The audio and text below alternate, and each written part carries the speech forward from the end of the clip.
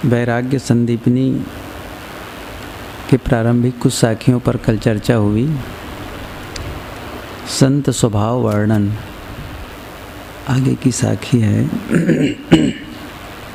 कि मुख पट दीन्हे रहें यथा अर्थ भाषंत, तुलसी यह संसार में सुविचार युत संत।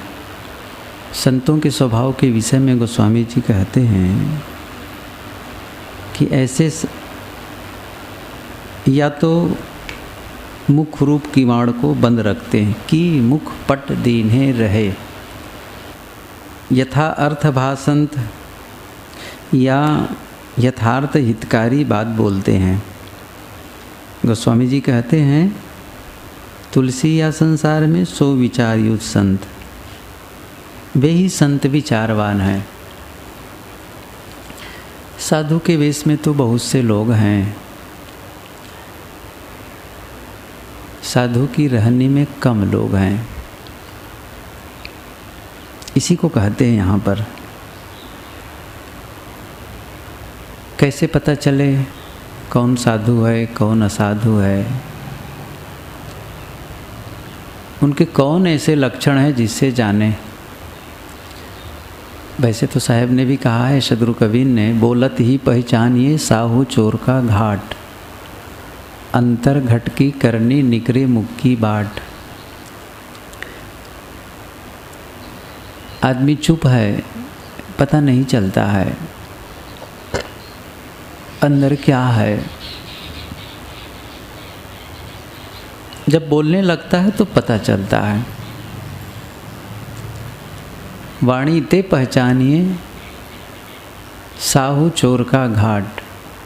जब वो बोले तो पता चलेगा कि वो साधु है या फिर चोर है, ईमानदार है या बेईमान है, सही आदमी है कि गलत आदमी है।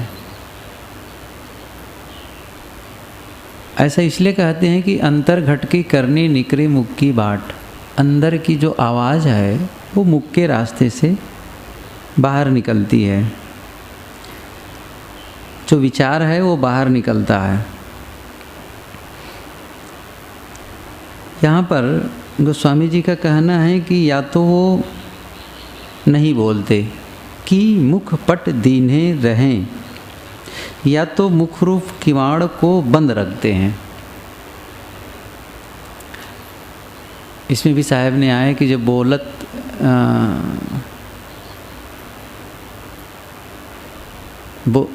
कैसे आया है कि बोलत बाढ़ हुई कारा, सो पोलिए जो पड़े बिचारा। इसमें आया है कि कैसे बोलना चाहिए, कब बोलना चाहिए, ये सारी बातों का वर्णन है। न बोलना अच्छा है लेकिन न बोलने से काम नहीं बनेगा। मनुष्य और पशु में यही तो अंतर है। पशु बोल नहीं सकता, अपने विचारों को अव्यक्त नहीं कर सकता। कुछ हैं जो थोड़ा बहुत आवाज़ करते हैं, कुछ पशु पक्षी कीड़े मकोड़े थोड़ी आवाज़ करते हैं। यदि उनके शब्दों का शब्दकोश बनाया जाए तो वो, यदि शब्दकोश देखेंगे तो उनके शब्दकोश कितने बड़े होंगे? 5 शब्द, 10, 15, 20 इतने ही शब्दों का होगा ना वो शब्दकोश अधिकतम, और कितने होंगे? लेकिन मनुष्य जो शब्द बोलता है उस शब्दकोश को यदि देखो तो शब्दों की संख्या लाखों में है। 1,40,000 तो बृहद हिंदी कोश में ही है। ये केवल हिंदी की बात कहता हूँ, अंग्रेजी वाले अलग हैं, गुजराती वाले अलग हैं, अन्य भाषा वाले अलग हैं। इतने शब्द हैं और वो शब्दों को इतना अधिक बोलता है कि कब बोलना चाहिए कब बोलना नहीं चाहिए इसका भी ध्यान नहीं रखता है। हम लोग कोई नहीं रखते हैं, हम सबकी वही बात है। कब क्या बोलना चाहिए कब नहीं बोलना चाहिए इसका ख्याल ही नहीं है।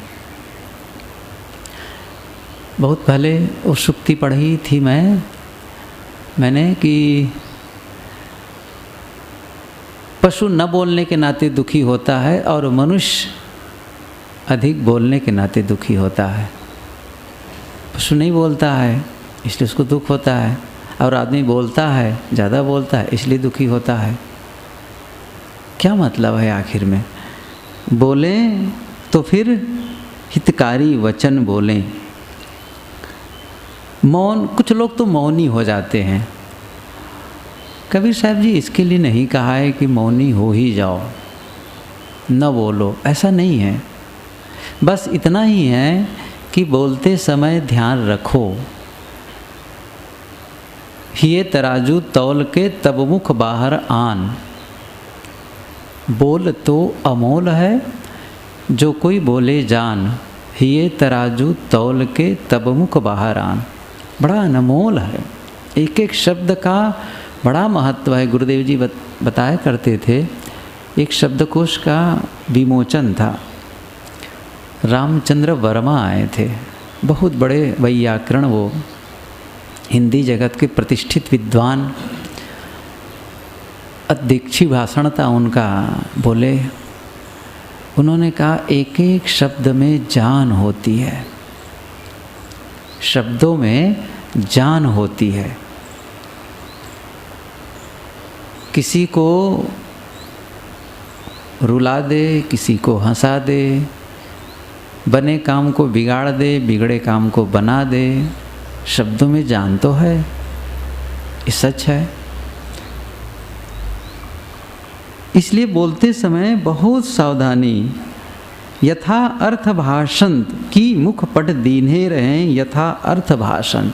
मौन का अभ्यास भी होना चाहिए, कम बोलने का तो ठीक है, न बोलना कभी कभी ऐसा रहता है शांत। कुछ लोग सुबह से उठते हैं और बस बोलते रहते हैं। न बोलो, कौन ऐसा काम अटक गया है। आवश्यक भी होता है, ऐसा नहीं है कि न बोले, बोलना भी पड़ता है, कम इशारे से। तो कुछ समय के लिए अपने में एक संकल्प भाव हो कि मैं इस समय से इस समय तक नहीं बोलूँगा, शांत रहूँगा। अपने लिए भी अच्छा, दूसरों के लिए भी अच्छा। दूसरी एक बात और, केवल वाणी से न बोलना नहीं है। केवल हम वाणी से नहीं बोलते हैं, बोलने के और भी बहुत से माध्यम हैं, बहुत से माध्यम हैं। हमारा न बोलना भी एक बोलना है। न बोलकर भी हम एक शब्द कह देते हैं।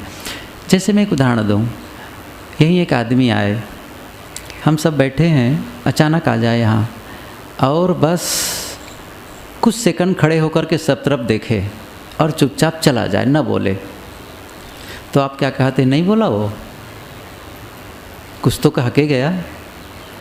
वो आया और बिना बोले गया, तो फिर उस पर चर्चा हो गई, आखिर वो आया था, क्यों आया था, क्या देख रहा था।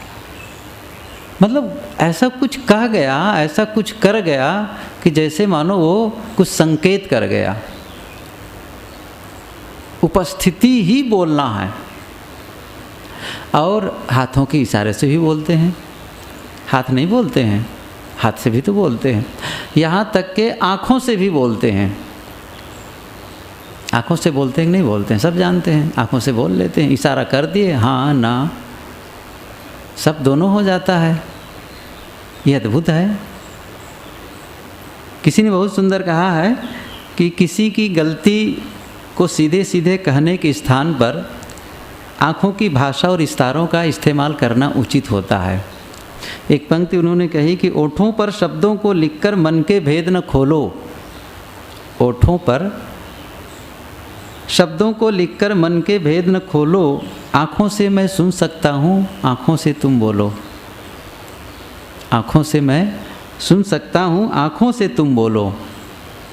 क्यों मेरी गलती को उकेड़ रहे हो? कह दो, बस आँखों से कह दो, इशारा कर दो, मैं समझ जाऊँगा।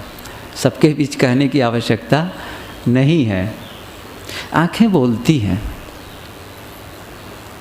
भाव को बता देती हैं। शब्द तो ठीक है, शब्द तो महत्वपूर्ण होते ही हैं, लेकिन हम अन्य ढंग से भी शरीर के अन्य अंग प्रत्यंग से हम अपने अंदर के भावों को प्रकट करते हैं। वाणी ओठ से नहीं बनती है, ध्यान दो, वाणी ओठ में नहीं बनती है, वाणी बनती है मन में। सारा दारो मदार भीतर है। हाँ, वो तो एक आवाज़ को बढ़ाना है, इसको बैखरी कहते हैं, परा पश्यंती मध्यमा बैखरी वाणी, मतलब एकदम बाहर आप निकाल दिए, बस इसी के लिए है। इसका मतलब यह नहीं है कि आप नहीं बोल रहे हैं, और इतना ही नहीं, मैं अभी बोल रहा हूँ तो आप अंदर अंदर बोल रहे हैं, हाँ हाँ सही तो कहते हैं, नहीं नहीं ये किसी किसी बात कर रहे हैं, तो भी आप अंदर अंदर बोले जा रहे हैं। बस इतनी सी बात है, आपके शब्द बाहर नहीं निकल रहे हैं, लेकिन अंदर में शब्दों की गूंज है, महत्वपूर्ण है वहाँ पर शब्दों को विराम देना। ध्यान के समय यही प्रयास करना चाहिए सबको कि वहाँ पर शब्दों का विराम हो। हमारा मन न जाने कहाँ कहाँ जाता है, और जहाँ जहाँ मन जाता है वहाँ वहाँ हमारी ऊर्जा जाती है, पूरी एक प्रकार से ऊर्जा का फ्लो होता है, वही जाता है और कहीं नहीं। आप हैं ही नहीं यहाँ, जहाँ है मन वहीं पहुँच गए, पूरी शक्ति जाती है, क्योंकि यहाँ कुछ नहीं कर सकते आप, सब चला गया बाहर।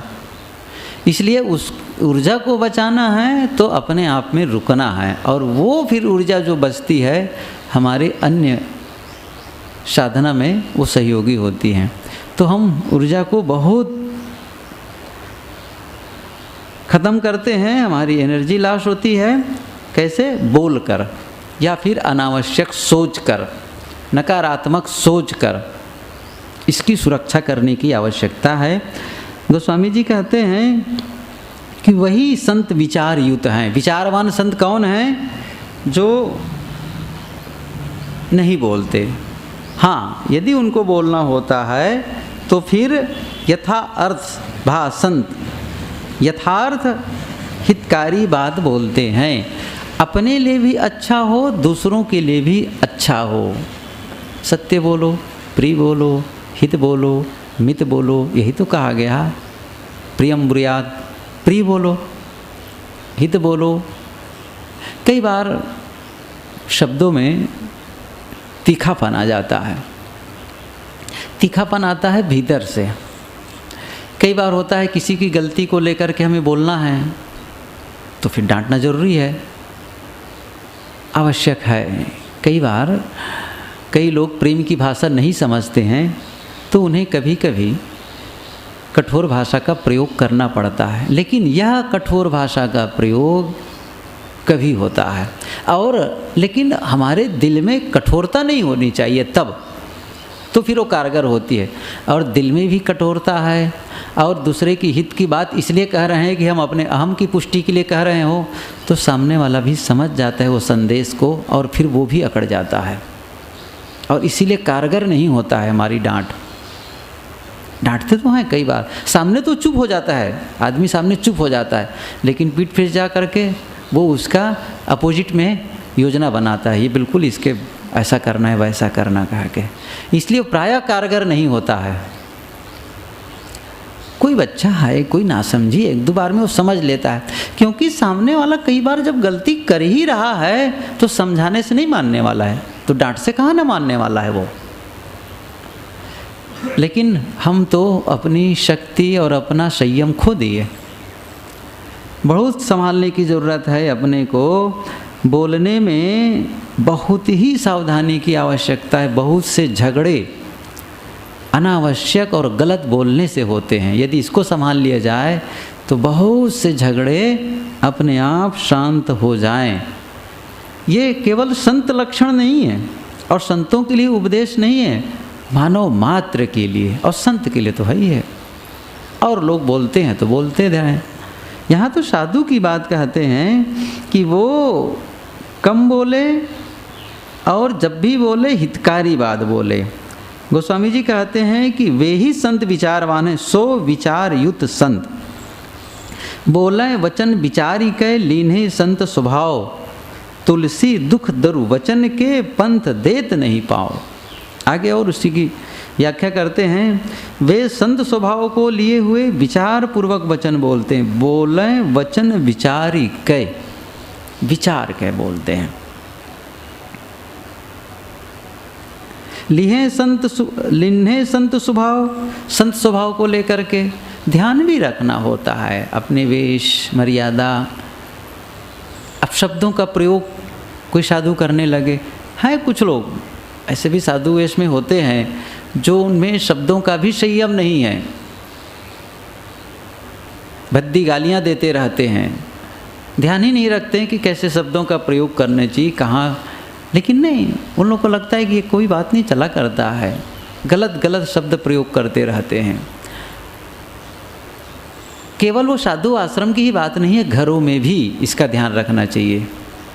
अपने अपने घरों में भी ऐसे शब्दों का प्रयोग होना चाहिए जो कभी भी आप सुने, कोई भी सुने तो उन्हें गलत न लगे। एक ने लिखा है कि वही सोचो जो बोल सको, वही सोचो जो बोल सको, और वही बोलो जिसके नाते दस्तखत कर सको। बोलो तो उसके नाते ऐसा हस्ताक्षर कर दो, हाँ मैंने बोला है कहा के। कई बार तो जोश में बोल देते हैं, लेकिन उसके वियत में उसको स्वीकारना बड़ा कठिन होता है मन को। अरे मैंने कैसे बोला, ये मेरे मुंह से कैसे निकला। तो वही सोचो जो बोल सको, और वही बोलो जिसके नाते आप हस्ताक्षर कर सको। तो फिर बोलते समय बहुत सावधानी। एक विचारक ने लिखा है कि एक घर में गया, एक लड़की के मुंह से अपशब्द निकले, भद्दा, एकदम भद्दी गाली। उनकी माँ बैठी थी, कुछ नहीं बोली उस बच्ची को, और बड़े कुछ देर के बाद आश्चर्य में कहती है, अरे देखो कैसे कैसे शब्द बोलते हैं ये, बड़े हंसते, मतलब एक प्रकार से उनको जैसे उनको गलत लगा ही नहीं। आचार्य महाप्रज्ञ के पास एक परिवार गया तो उनका बेटा था, ऐसे ही अपशब्द बोला। उनके माता पिता बैठे थे, उन्होंने कहा कि ये तुम बच्चों को क्या सिखा रहे हो, क्या कर रहा है, क्या बोला है ये। तो उन्होंने कहा कि महाराज जी मैं बाहर रहता हूँ, प्रायः घर में नौकर चाकर रहते हैं, उनसे सीख जाता है ये कहने से काम चलेगा। नौकर चाकर के शब्दों को सीख गया, आप कौन सी सीख दे रहे हैं बच्चों को।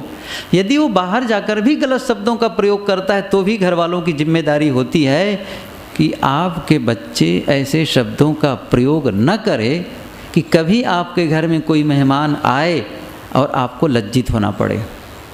ये बड़ी जिम्मेदारी है।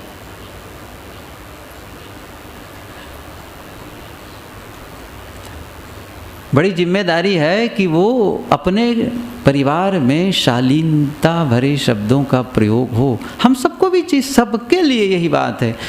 इसलिए बोले वचन विचारी के लीन्हे संत स्वभाव, संत स्वभाव को लेकर विचार पूर्वक वचन बोलते हैं। तुलसी दुख दुर्वचन के, गोस्वामी जी कहते हैं कि संत जन दुख दुर्वचन के, दुष्ट वचन के, दुखदाई मार्ग पर पैर नहीं रखते, पंथ देत नहीं पाँव, कदम नहीं रखते वहाँ उस रास्ते में जो दुर्व्यसन वाला है, जो दूसरे के दिल को दुखाए। कई बार तो बोला ही इसलिए जाता है कि दूसरा आदमी दुखी हो जाए। कई बार तो भाव नहीं होता है, दुखी हो जाता है, लेकिन कई बार तो जानबूझ करके ऐसे शब्द बाण चलाए जाते हैं कि वो भीतर से तिलमिला ही जाए। और कई बार तो सत्य का प्रयोग भी इसलिए होता है। सत्य हम बोलते हैं तो सत्य भी इसलिए बोलते हैं कि सामने वाले को तकलीफ हो। शिव खेड़ा ने लिखा है इसको कि कई लोगों को सत्य की अपेक्षा, सत्य तो बोलते हैं लेकिन वो निर्दय सत्य बोलते हैं। कैसा सत्य? निर्दय सत्य। तो उन्हें निर्दयता में ज़्यादा आनंद है अपेक्षा सत्य बोलने के। आपका सत्य तो ठीक है, लेकिन वह सत्य किस काम का जो दूसरों के लिए घातक हो। इसलिए सत्य बोलने में बहुत सावधानी की आवश्यकता होती है। सत्य कैसे बोलें? हर बार सत्य बोलना उचित नहीं होता है, ये अच्छा नहीं लगेगा। वही साहब ने कहा है, सांच बराबर तप नहीं, झूठ बराबर पाप, जाके हृदय सांच है ताकि हृदय आप। ये सच है कि सच बोलना चाहिए, लेकिन कई बार झूठ बोलना भी सत्य से बढ़कर होता है। जैसे डॉक्टर हैं, एक अस्वस्थ बीमार आदमी गया, डॉक्टर को पता है कि इसको कौन सी बीमारी है, और यदि सचमुच उस बीमारी के बारे में बता दे तो वो आदमी जो 15 दिन जीने वाला है वो 5 दिन में ख़त्म हो जाए। तो डॉक्टर कहता है हाँ ठीक है, ऐसा है वैसा है, उसको बताएगा सब ठीक हो जाएगा, और बिल्कुल ठीक होने वाले हो।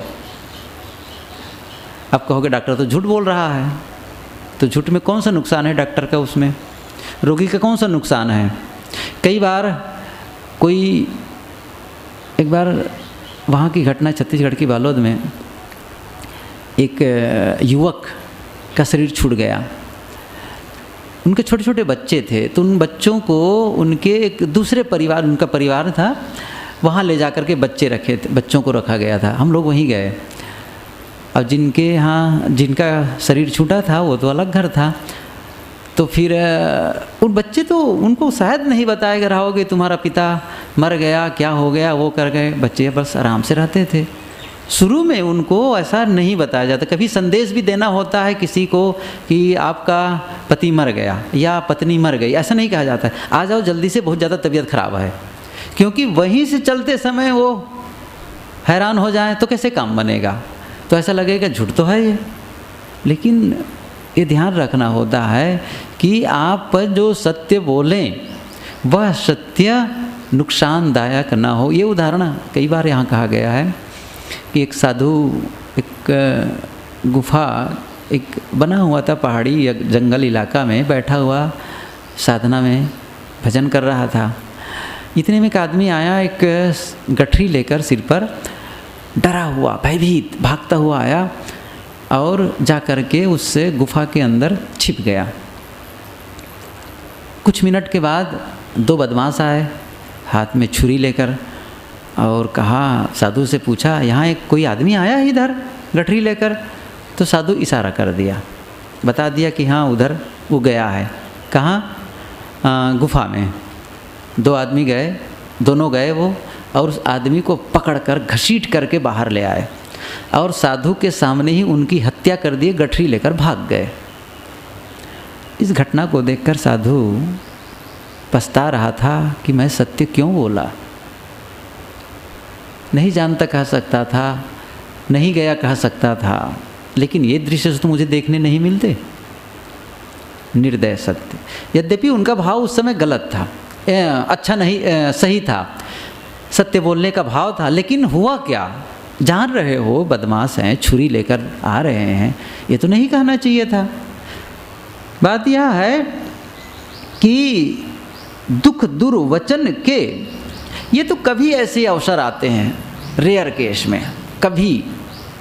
सामान्य तो यह है कि हम जो शब्दों का प्रयोग करते हैं व्यवहारिक रूप से, वो कुछ व्यवहार के कुछ बातों के आदान प्रदान के लिए, वैचारिक आदान प्रदान के लिए वहाँ ज़्यादा आवश्यक है। ये हमारे जीवन में कहाँ इस प्रकार की घटनाएं घटती हैं? नहीं घटती हैं, या घटती भी हैं तो न के बराबर है। ज़्यादा तो एक सामान्य बातचीत के दौरान ही हम शब्दों का प्रयोग करते रहते हैं, और उसमें भी हमारे मन के अनुकूल नहीं हुआ, हमारे मन के अनुकूल काम नहीं हुआ, हमारे मन के अनुकूल उन्होंने व्यवहार नहीं किया, इन्हीं सब बातों को लेकर के हम कटुकुठार शब्दों का प्रयोग करते रहते हैं। कुछ लोग कहते हैं मैं तो मुलहजे में बात नहीं करता हूँ, जो है खरी खरी बात कह देता हूँ। ठीक कहते हैं, खरी खरी बात तो कह देते हो, क्या खरी खरी बात सुनने के लिए तैयार भी हो? खरी खरी बात कहना तो सरल है, लेकिन खरी खरी बात सुनने को भी तैयार हो। कोई आधी जबान भी खरी बात कह दे तो फिर देखो विस्फोट हो जाता है। तो केवल खरी कहना ही, खरखर भर भर कहना ही पर्याप्त नहीं है, सुनने का भी दम होना चाहिए। सुनने की तो क्षमता नहीं है, कहने के बहुत कुछ है। ऐसे कैसे काम बनेगा?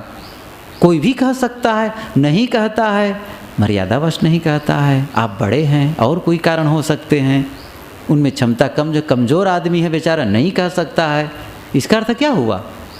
इसका अर्थ यह नहीं है कि आप चाहे जो बोलते जाएं। संयम। गोस्वामी जी कहते हैं संत जन दुष्ट वचन के दुखदाई मार्ग पर, दुष्ट वचन के दुखदाई मार्ग पर पैर नहीं रखते, कदम नहीं रखते, संभाल के रखते हैं कि यह मैं नहीं बोलूँगा। वैसे ही बोल दिया तो मैं भी वैसे ही हो गया जैसे सामने वाला बोला है, फिर क्या अंतर रह गया? आगे संत स्वभाव वर्णन करते हैं। शत्रु न काहू करी गनय, मित्र गनय नहीं काहि, तुलसी यह मत संत को बोलें समता माहि। शत्रु न काहू करी गनय, मित्र गनय नहीं काहि। न वे किसी को शत्रु करके मानते हैं और न किसी को मित्र करके मानते हैं। तुलसीदास जी कहते हैं कि संतों का यही मत होता है, तुलसी यह मत संत को बोलें समता माहि, कि वे समता पूर्वक बोलते हैं। पहले ही किसी को दुश्मन मान लेंगे तो फिर जब उनके लिए कभी भी बोलेंगे तो हमारे शब्द कैसे होंगे? यदि आप दुश्मन मानकर किसी की प्रशंसा भी करो ना, वो शब्द अप्रिय लगते हैं। और किसी को मित्र मानकर, हितैषी मानकर या उनके हित कामना करके किसी को डांट भी दो ना, तो वो बात उनको प्रियकर लगता है। हाँ, हमारे गुरु ने हमको कहा है इसके लिए, उनकी डांट हमको सुननी पड़ी है, हमको सुधार करना है। क्यों? डांट तो दिए, लेकिन वह डांट भी अमृत के समान लगता है, क्योंकि उस डांट के साथ साथ उनके भीतर का भाव आ रहा था, वो संदेश आ रहा था उनके भावों का कि उनकी डांट में भी करुणा छिपी हुई है। डांट में भी करुणा छिपी रहती है और प्रशंसा में भी कठोरता छिपी रहती है। किससे? मैंने कहा ना, वो भावों से होता है, भीतर के विचारों से होता है, अंदर के मन के भाव से ही प्रकट होता है सारी वाणी। और उसी आवाज़ के साथ में आपके अंदर के भाव प्रवाहित हो जाते हैं। ये बड़ा अद्भुत है। शब्द एक सहारा बनता है, बस शब्द एक, जैसे नौका पर बैठ कर के हम पार होते हैं, वैसे ही दिल के भावों को बताने के लिए सहारा कौन बना? शब्द। शब्द एक अंदर गया। साहब ने कहा है ना, श्रवण द्वार होय संचरे सालय सकल शरीर, मधुर वचन है औषधि, कटुक वचन है तीर। श्रवण द्वार होय संचरे, बस एक रास्ता से वो प्रवेश कर जाता है, एक सहारा बना। शब्द तो केवल माध्यम है। किसका माध्यम है? आपके भावों को बताने वाला। भाव में ही कड़वाहट है, तो फिर क्या होगा? आप प्रशंसा करके मानो लगेगा व्यंग कर रहे हैं ये, और कोई डांट करके भी लगेगा सचमुच हम बहुत भटक रहे थे, उनकी डांट हमारे लिए अमृत का काम कर गई। तो ये स्वाभाविक रूप से पता चलने लगेगा। इसलिए ये हमें ध्यान रखना है कि किसी को पहले ही शत्रु मान करके या किसी को मित्र मान करके, शत्रु मित्र मानना फिर कैसे काम बनेगा? हाँ, ऐसे भी लोग हैं जो सचमुच गलत कर्म करते हैं, लेकिन उनके गलतियों को लेकर के हमारे मन में शत्रुता का भाव पनपे तो हमारे लिए नुकसानदेह है। तो उसके लिए उपेक्षा भाव, ठीक है वह जाने, क्या करोगे आखिर में? सारा संसार दूध का धोया नहीं हो सकता। हम खुद दूध के धोए नहीं तो संसार से क्या आशा करें? हमारे बहुत से ऐसे व्यवहार हैं जो दूसरों को पसंद नहीं आते। तो ये तय मान करके हमें चलना चाहिए, हमारे भी कुछ ऐसे व्यवहार हैं जो दूसरों को पसंद नहीं आते। दूसरों के व्यवहार हमें पसंद नहीं आते, बहुत से व्यवहार, तो हमारे व्यवहार भी दूसरों को पसंद नहीं आते। ऐसा भी हो सकता, और है ऐसा। क्या हमारे 100% व्यवहार पसंद आते हैं? अरे जिनको आप अपने विचारों के विरोधी मानते हैं उनकी बात तो छोड़ दीजिए, जिन्हें आप घनिष्ठ मित्र कहते हैं, बड़ा ही तैसी है हमारे ये लंगोटिया यार, जिनका साथ जल्दी छूटता नहीं है, साथ साथ रहते हैं, उनके साथ सारे विचार नहीं मिलते हैं। गुरु शिष्य के सारे विचार नहीं मिलते हैं। पति पत्नी के कहाँ मिलते हैं? अनुभव है सबको, जो पति पत्नी वाले हैं सबको पता है कहाँ विचार मिलते हैं। अपने ही बच्चे का कहाँ विचार मिल जाता है? सबका नहीं मिलते हैं। तो क्या करते हैं? सामंजस्य स्थापित करना पड़ता है। अब उसको दुश्मन मान के बैठो, वो दुश्मन का है, ठीक है, उनका व्यवहार दूसरे ढंग का, इस ढंग से, इसलिए दुश्मन न मानो किसी को। दुश्मन मान करके व्यवहार करेंगे तो उनके साथ में अच्छे शब्दों का प्रयोग नहीं हो पाएगा। इसलिए संत स्वभाव तो कहते हैं गोस्वामी जी कि शत्रु न काहू करी गनय, मित्र गनय नहीं काही। न वे किसी को शत्रु करके मानते हैं और न किसी को मित्र करके मानते हैं। तुलसी यह मत संत को, यह संतों का मत है, यही संतों का मत है। बोले समता माई, वे समता पूर्वक बोलते हैं, सबके लिए बराबर हित भाव करके बोलते हैं। ये सच है कि ये प्रारंभिक साधना में कठिन है, लेकिन यहाँ तो उस साधना के बारे में बता रहे हैं, उस स्थिति के बारे में बता रहे हैं जो काफ़ी ऊंचाई पर उठ गए हैं। ये हम लोग भी महसूस कर सकते हैं कि अभी तो हमारी वो स्थिति नहीं है, ये सच है, लेकिन यह स्थिति नहीं है, लेकिन हमें उस स्थिति में जाना है। महत्वपूर्ण क्या है? जो आज हम हैं वह महत्वपूर्ण वह है जहाँ हम पहुँचना चाहते हैं, वहाँ पहुँचना चाहते हैं। केवल हम इसी स्थिति में रहना नहीं चाहते हैं। जब इसी स्थिति में नहीं रहना चाहते हैं तो जहाँ जाना चाहते हैं उसको देखना है, उसके बारे में सोचना है कि हमको तो वहाँ पहुँचना है और उसके लिए योजना बनाना है। हमें योजना किसके लिए बनाना है? कल के लिए ना, आगे के लिए तो योजना बनाना है। तो फिर हमारा व्यवहार इसी ढंग से हो, हमको वो देखना है, मुझे तो वह बनना है। ये हमारा लक्ष्य, ये हमारा रोल मॉडल होना चाहिए, हमारा आदर्श होना चाहिए, क्योंकि वहाँ मुझे पहुँचना है पहले से ही। लक्ष्य पर जो निरंतर ध्यान रखता है वो उसे पा लेता है, और जो उसको देख ही नहीं रहा है, पहले से वो रोल मॉडल बनाया ही नहीं है, कोई आदर्श स्थापित किया ही नहीं है, मतलब यह है कि आप अपने लक्ष्य का इस प्रकार वर्णन किए ही नहीं हैं कि जब आज से 5 साल बाद मेरी बोलने की शैली कैसे होगी, विचार करने का ढंग कैसा होगा, व्यवहार करने का ढंग कैसे होगा, मैं किस स्थिति में रहूँगा, किन साथियों के बीच रहूँगा। जब ये पता हो गया कि मेरा मन बहुत बढ़िया होना चाहिए, कैसे बढ़िया, उसका वर्णन कर दिया, बिल्कुल शांत, ऐसा वैसा, वो सब आप कर सकते हैं। फिर मेरे बोलने के ढंग में भी कड़वाहट नहीं, ये नहीं, वो सब, ये आपका क्या हुआ, जहाँ आप पहुँचना चाहते हैं। एक दिन मैंने कहा ही था यहाँ पर, अपने व्यक्तित्व के 2 हिस्से करो, एक वर्तमान और एक आपका मनचाहा स्वरूप। एक वह जो आप हैं ये अनुभव करें, दूसरा वह जो आप पहुंचना चाहते हैं, जो आप होना चाहते हैं। फिर क्या होगा, अब आप खड़े हैं, वहाँ से आप चलना शुरू करें, कदम बढ़ाएं, धीरे धीरे ही सही वो काम करना है। जैसे हम लोग कहें भाई क्या है आपका उद्देश्य, कहीं परम शांति, मन का अमन होना, आत्म स्थिति है ना आखिर में। और अभी क्या है, अभी पता है हमारी मन की दशा क्या है, अब हमारी मन में काम है, क्रोध है, लोभ है, मोह है। ये आदर्श, ये यथार्थ है। यथार्थ और आदर्श में अंतर है, इस चीज़ को समझें। एक होता है यथार्थ और एक होता है आदर्श। हमारा आदर्श क्या है कि न किसी को शत्रु माने, न किसी को मित्र माने, समता युक्त बोलें, कटुकुठार न बोलें, संयम का पालन, इस प्रकार से हमारे आदर्श हैं। यथार्थ क्या है, यथार्थ में ऐसा नहीं है। यथार्थ का अनुभव होता है कि हमारे मन के प्रतिकूल जो विचार रखते हैं उसके प्रति कई बार में अच्छे भाव नहीं आते हैं, गलत भाव आ जाते हैं, निगेटिव, उनके लिए कई बार कड़वाहट मन में आने लगता है। यथार्थ है ना ये। अब हमें क्या करना है, इस यथार्थ का अनुभव करते हुए हमें आदर्श की ओर प्रस्थान करना है।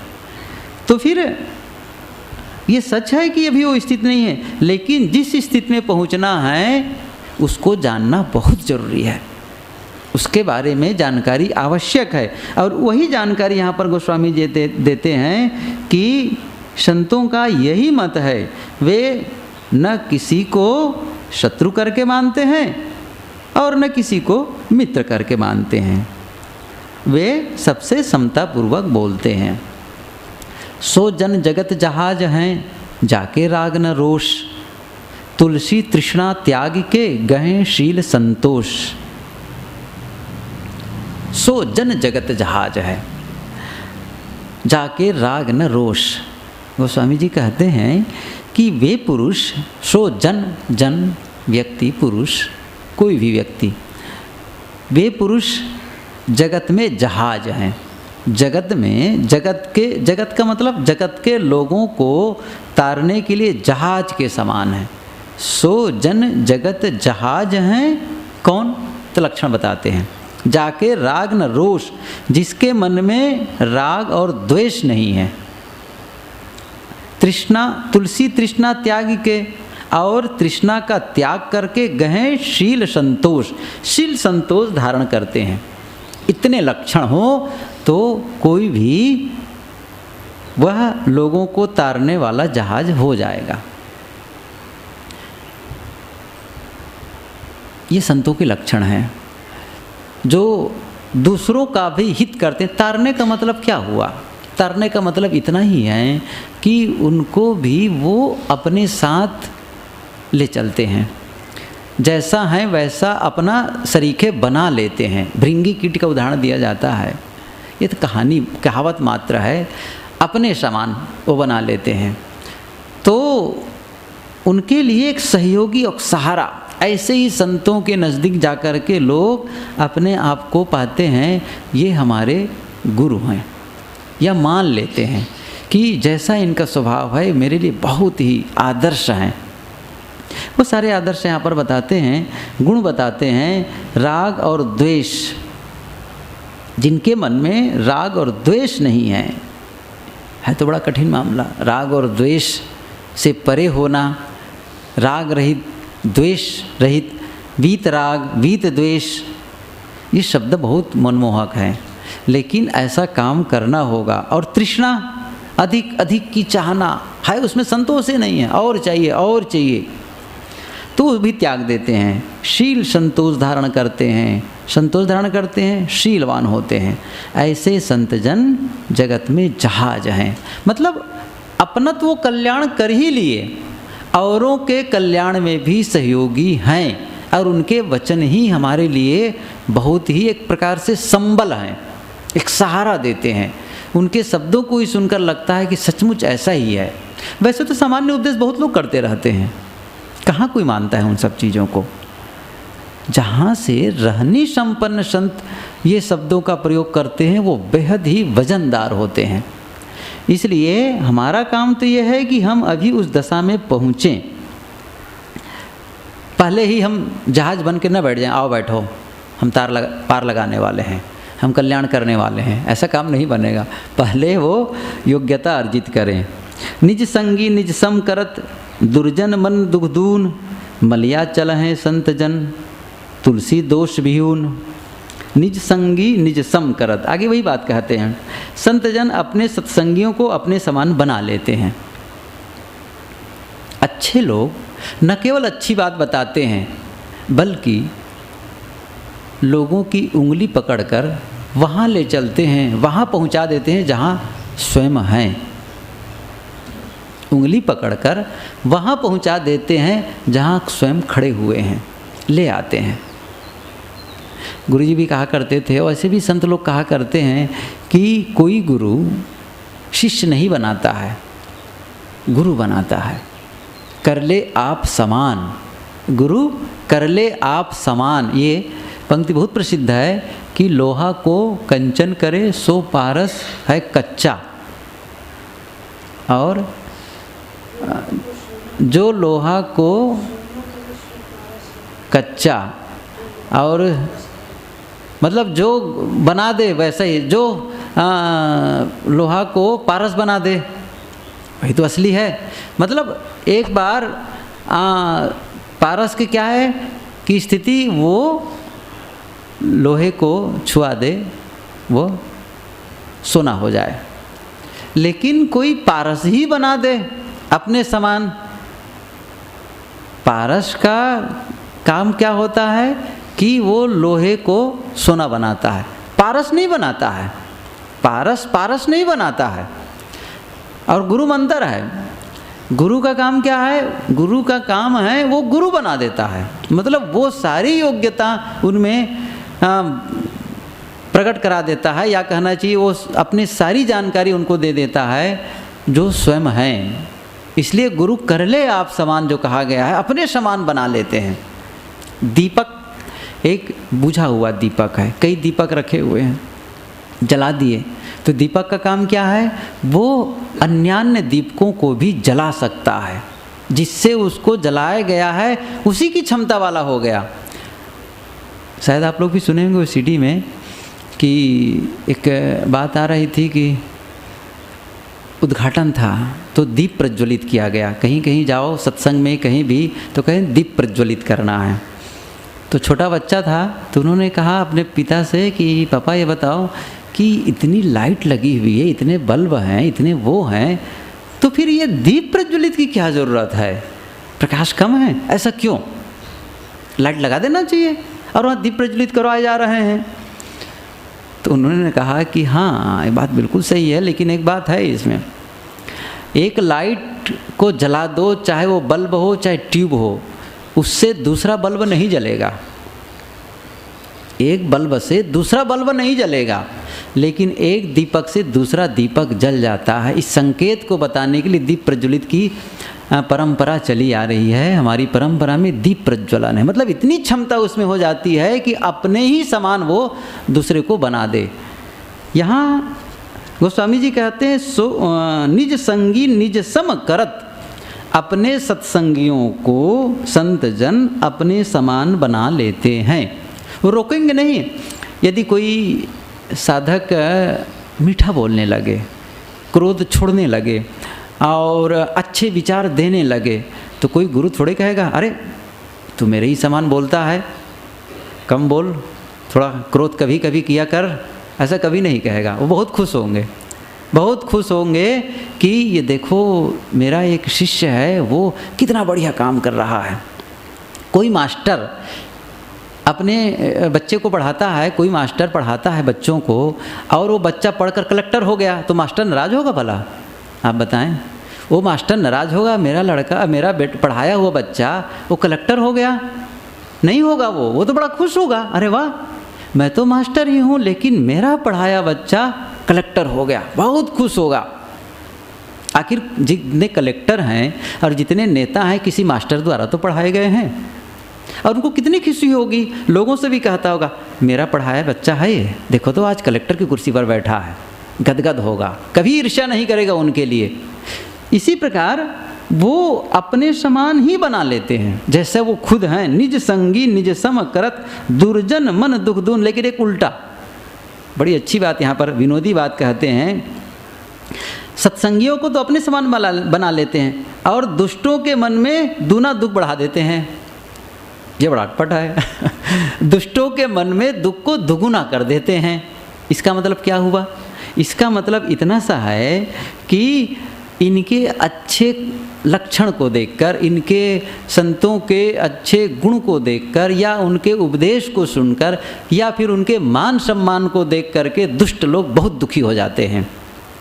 संत के उपदेश और गुण प्रकाश से दुष्ट लोग स्वयं जलते हैं। संत जन उपदेश करते हैं, अच्छे लोग होते हैं उनको बहुत अच्छा लगता है, गलत लोग होते हैं उसके आलोचना में भिड़ जाते हैं, लगे रहते हैं। और फिर जब देखने लगते हैं कि ये तो कुछ करते नहीं हैं, बस आए हैं कुछ बोल दिए और बस घूमते रहते हैं, बैठे रहते हैं, लेकिन इनके लिए खाने पीने की व्यवस्था देखो बड़े उच्च क्वालिटी की, बहुत कुछ इनका सम्मान, बड़े आदर सत्कार, और चलने के पहले आरती भी करते हैं, क्या रखा है इसमें? बहुत नाराज़ होते हैं वो लोग देख करके, कहते हैं कि ये लोग तो बहुत ऐसे वैसे हैं।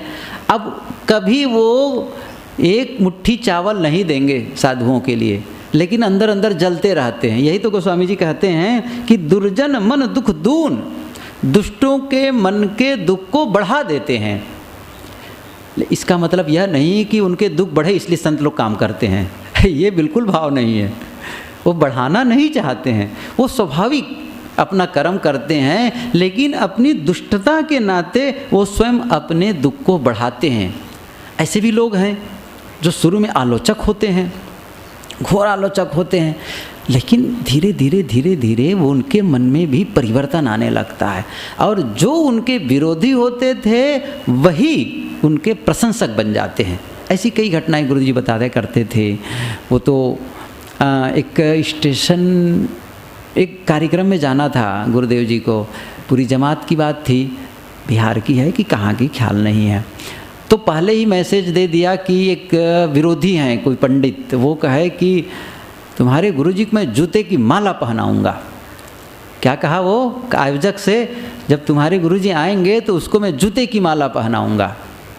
अब वो आयोजक बहुत घबराए, क्या कैसे हो सकता है। संदेश भेजे गुरुजी के पास कि गुरुजी वो तो बड़े विरोधी हैं और कह रहे हैं कि आपको जूते की माला पहनाऊंगा, मैं बहुत परेशान हूँ। गुरुजी ने कहा चिंता मत करो, जूते की ही माला पहनाएंगे ना, जूता बहुतों को दे देंगे, काम लायक होगा तो चिंता मत करो तुम। और सचमुच जब पहुँचे स्टेशन तब कहते हैं कि वही आदमी स्वागत में आया हुआ था और बताया कि यही है। तब कहे भैया कैसे हो गया? अरे महाराज बहुत गलती हो गई, हम समझ ही नहीं पा रहे थे आपको, ये तो बहुत ही गलती हो गई हमसे। वो क्षमा मांगने लगी, बिल्कुल सच्ची घटना है ये। तो फिर दुर्जन मन दुख दून, ये ज़रूरी नहीं है कि जो दुष्टता कर रहा हो वो हो अंत तक दुष्ट रहे, लेकिन हाँ आरंभ में तो उन्हें कष्ट होता है, लेकिन संत लोग उनको कष्ट देने के लिए अपना स्वभाव नहीं बरतते हैं, स्वाभाविक है उनका। निज संगी निज सम करत, संत जन अपने सत्संगियों को अपने समान बना लेते हैं और दुष्टों के मन में दूना दुख बढ़ा देते हैं। मलया चल है संत जन, गोस्वामी जी कहते हैं कि संतो मलयागिरी चंदन के समान है। तुलसी दोष विहून, दोष विहून दोष रहित, निर्दोष शीतल होते हैं। चंदन है, शीतल है, क्या दोष है, बड़ी शीतलता है। ऐसे ही संतजन होते हैं, वो शीतल हैं। अब उसको आप गलत ढंग से प्रयोग कर रहे हैं, उसको गलत अर्थ लगा रहे हैं, वो आप जाने, लेकिन संत कभी किसी के अहित नहीं सोचते हैं, वो हित ही सोचते हैं। कोमल वाणी संत की स्रवत अमृत मई आई, तुलसी ताई कठोर मन सुनत मैन हुई जाई। फिर से यहाँ पर वाणी की चर्चा करते हैं कि संतों की वाणी कोमल होती है। कोमल वाणी संत की स्रवत अमृतमयी आई, अमृतमयी, वह अमृतमयी होकर स्रवत मुख द्वारा झरती है। स्रवत मतलब झरना, झरना। कोमल वाणी, संत की वाणी कोमल होती है, वह अमृतमय होकर मुख द्वारा झरती है। कई बार हम लोग भी निवेदन करते थे गुरुदेव जी कि आप अपने अमृतमय विचारों से हम सबको लाभान्वित करने की कृपा करें। अमृतमय विचारों को, अमृत पी करके लोग अमर हो जाते हैं, ये कहावत है, कहीं अमृत नहीं है जिसको पा जाओ और अमर हो जाओ। हाँ, ये संतों के वचन ही अमृत हैं, जिनको सचमुच आस्वादन कर लीजिए और अंदर आप उसको ग्रहण कर लीजिए तो अमर हो जाएंगे। अमर होने का मतलब आपका कल्याण हो जाएगा। अमर होने का मतलब आपका पतन नहीं होगा, आपका नुकसान नहीं होगा। दूसरे ढंग से कहते हैं आप दुख मुक्त हो जाएंगे। इससे बड़ा और क्या होगा? दुख मुक्त हो जाना मतलब हमारे दुख को ख़त्म करने का वो साधन बता दिए, ऐसा उपाय वो बताते हैं जिससे हमारे मन की जो बोझ है, मन का बोझ हल्का हो जाता है। ये अमृत नहीं है, और कौन सा अमृत चाहते हैं?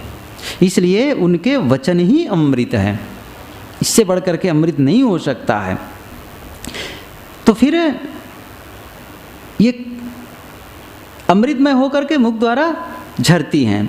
तुलसी ताहि कठोर मन, गोस्वामी जी कहते हैं कि जिसका मन कठोर है, बड़ा कठोर आदमी है, सुनत मैन होई जाई, ऐसी वाणी को सुनकर उसका मन भी पिघलाए हुए मोम के सदृश हो जाता है। वो कठोर मन भी पिघल जाता है। ये सच है। पानी लगातार जब पानी किसी चट्टान पर गिरता है तो चट्टान भी टूटने लग जाती है। कोमलता में ये दम है। हम लोग धैर्य खो देते हैं। हम सब बोलते हैं यार कब तक के मीठा बोलते रहोगे उनसे, वो तो बहुत ही गलत करता रहता है। धैर्य खो देते हैं। संत धैर्य नहीं खोते हैं। उनका काम है मीठा बोलना ही, स्वभाव है। उनके साथ कोई गलत भी व्यवहार करे तो भी वो अच्छा ही व्यवहार करेंगे। आप कल्पना करिए, बुद्ध के सामने जाकर के गाली दे दो तो आपको आशा है कि बुद्ध गाली देंगे?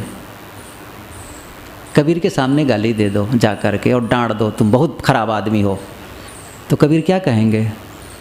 वो यही कहेंगे हाँ ठीक कहते हो, यही तो कहेंगे। ये कहेंगे तुम तो मेरे से ज़्यादा खराब हो, कभी नहीं कहेंगे वो। इतनी उनमें अपने आप में क्षमता हो जाती है कि अद्भुत है। हम सबको ऐसा होना है, करना है प्रयास। नहीं है कोई बात नहीं, आगे होना है। तो फिर यहाँ पर कठोर मन वाणी, संतों की वाणियों को सुनकर कठोर मन भी अमृत हो जाता है। बिल्कुल यहीं प्रीतम नगर की बात है। नाम क्या बताऊँ, बहुत लोग जानते हैं। बड़े आज से करीब 25 साल पहले की बात होगी, ज़्यादा ही है। मैं अयोध्या से आया था, उस समय श्री गुरु बोध साहब जी थे, मुझे याद है।